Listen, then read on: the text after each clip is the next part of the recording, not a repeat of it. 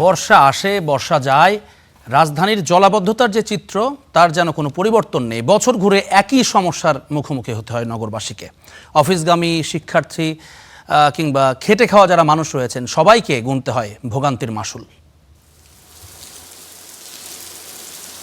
বৃষ্টি প্রকৃতির আশীর্বাদ, কিন্তু অব্যবস্থাপনা আর অপরিকল্পিত নগর ব্যবস্থাপনায় সে বৃষ্টি রাজধানীর জন্য হয়ে ওঠে দুর্ভোগের আরেক নাম। আজকে মাসখানিক হয়ে যাইতেছে, তারা কাজ করে কি করে না, আসে এক কোদাল করে মাটি উঠায় তারা চলে যায়। এর কয়েকদিন আগে বৃষ্টি হয়েছে, গোটা বিশের লোক এখানে পড়ছে।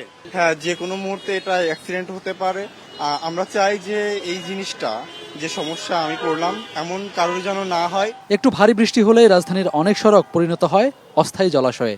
কোথাও হাঁটু পানি, কোথাও তার চেয়ে বেশি পানি জমে থাকে ঘন্টার পর ঘন্টা। সবচেয়ে বেশি ভোগান্তিতে পড়েন পথচারী, শিক্ষার্থী ও কর্মজীবী মানুষ।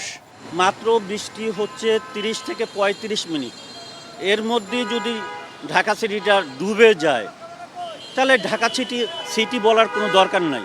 এটা মফস্বল বললেই হয়, গ্রামের রোড থাকলেই হয়, তাহলে নদী নালা দিয়ে নৌকা চালাইলেই হবে।